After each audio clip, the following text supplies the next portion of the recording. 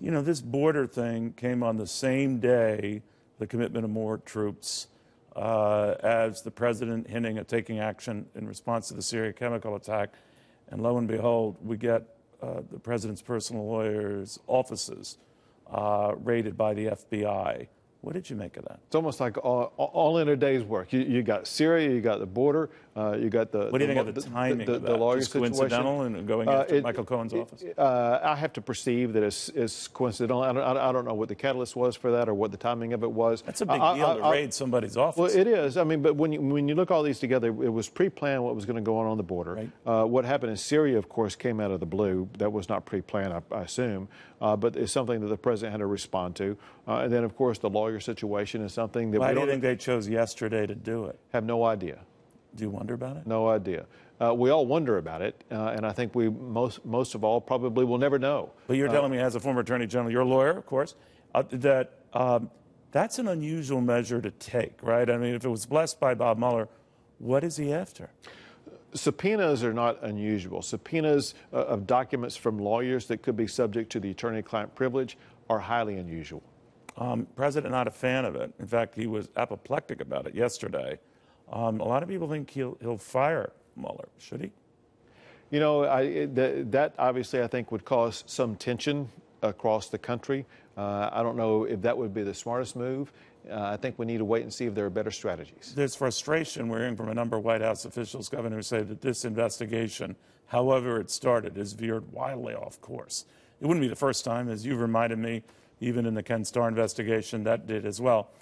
But do you think this is now running amok? You know, once you have a special counsel, it seems like there is no end to it. When the special counsel began, there was one assignment, and Stormy Daniels didn't have anything to do whatsoever with that original assignment. But what's interesting, Stormy Daniels could be the issue that changes everything here. Payments to her, how they were done, it's weird. Well, it seems like every day there's another page turn with new information provided. Who knows what will happen tomorrow?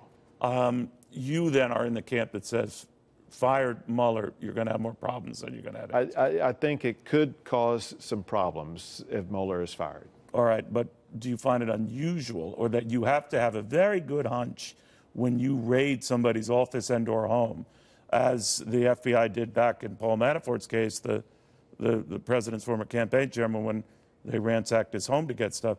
You're usually taking extreme measures there, knowing how it looks, right? Right. And that would be one thing with Manafort. This is a lawyer who has information that's subject to attorney-client privilege information. And so that's a complete different situation. We have to assume that Mueller or whoever authorized this knew what they were doing and knew why they were doing it. This is information that we'll learn more about in the coming days, hopefully. So I think I'll tell you this. Americans deserve to know why this information was requested. I think those who are asking for it need to be forthcoming and share to the entire country exactly what's going on here, because like you, the rest of the country is asking all these questions, and we deserve some real answers. If this were still going on a year from now, Governor, this whole investigation, what would you think?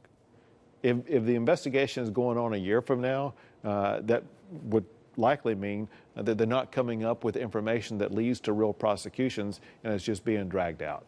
The president calls that a witch hunt. We'll find out. Do you think it's a witch hunt? It depends on if they lead to information that turns in to real violations that they will prosecute. If not, it looks more and more like a witch hunt. All right, we mentioned NAFTA at the beginning. If I can veer back to your concern right now at what's going on at the border, is it your belief that the president will have a revised NAFTA agreement and not be torpedoing the one and leaving it? You know, we've seen the evolution of these NAFTA negotiations, and they've continued to look very promising. Every signal that I'm picking up, every conversation that I'm having is looking like we will have a new, updated, modernized NAFTA that will be very good for the United States and also good for Mexico and Canada.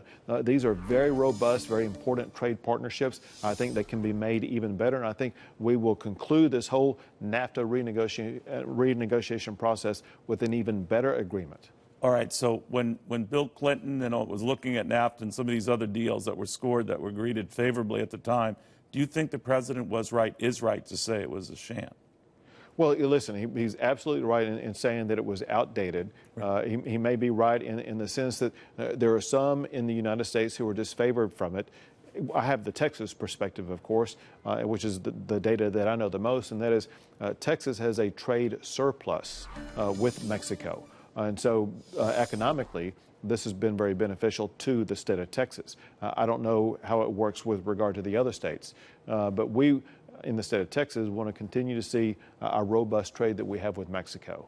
The markets have been doing very well today, and I know that we can avoid a trade war and some other things. Earnings have been very, very strong, and yet you have these polls that show a blue wave coming in the midterms.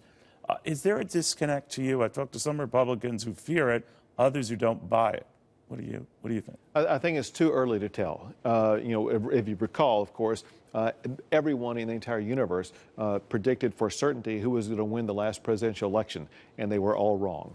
And so there's always that you would someday be governor. There was always a whole lot of hope and hype at this stage of campaigns. As we get closer to November, I think in Texas certainly, but also across the United States, people are going to begin to see there's more money in the pocketbooks of people, more people have jobs, unemployment will remain low, and so the types of things that lead people to favor a particular party are going to line up with the Republican Party, because you'll see policies that have been passed that make lives better for people because of the leadership that is in place. Real quickly, sir, one of the questions. You've had a lot of crises to deal with in Texas over just the last year, from hurricanes, shootings, natural disasters.